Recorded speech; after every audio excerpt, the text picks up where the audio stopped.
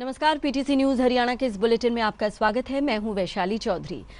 Commonwealth games से परंपरागत भारतीय खेल जैसे कुश्ती, तीरंदाजी इन खेलों को अब बाहर कर दिया गया है।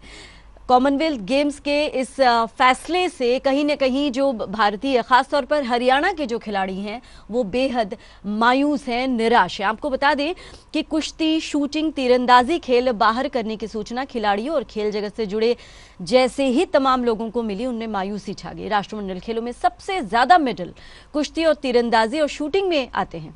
कुश्ती हरियाणा का सबसे प्राचीन और लोकप्रिय खेल भी है। हरियाणा के कुश्ती में सबसे ज्यादा खिलाड़ी कॉमनवेल्थ, ओलंपिक में सबसे ज्यादा मेडल जीत कर लाए हैं।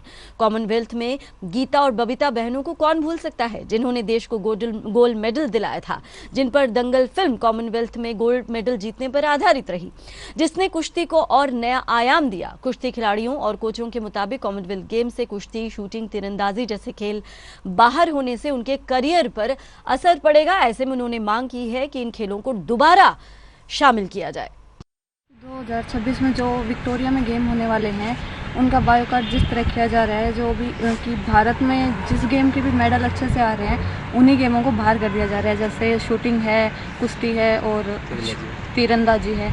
इन गेमों के अक्सर ऐसे ही होता है कि जिस भी गेम में पदक जीतने का बहुत ज़्यादा चांस होता है, उन्हीं गेमों को बाहर कर दिया जाता है। ऐसे भारत में कैसे मेडल आएंगे?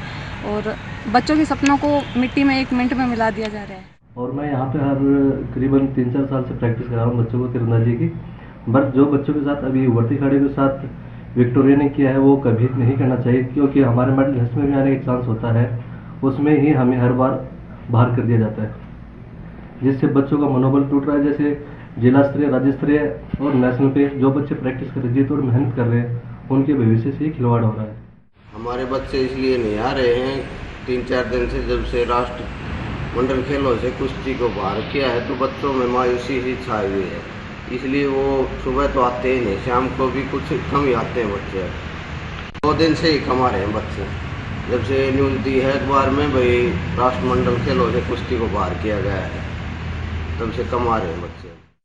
तो आपको बताया जैसे हमने कि खिलाड़ियों में मायूसी का माहौल है। रोहतक से भी कुछ ऐसी ही तस्वीरें हमारे पास आई हैं। इन परंपरागत खेलों को हटाए जाने से, बाहर किए जाने से जो खिलाड़ी हैं रोहतक ज़िले के, जहां वो प्रैक्टिस करते हैं, उनमें मायूसी दिख रही है। और वो ये कह रहे हैं कि ये हरियाणा का सबसे पारंपरिक और लोकप्रिय खेल है। उनके करियर पर उन्होंने कहा कि इससे असर पड़ेगा। 2025 में होने वाले जो खेल हैं, उनमें इन्हें दोबारा, यानी इन खेलों को दोबारा शामिल किए जाने की उन्होंने मांग की है।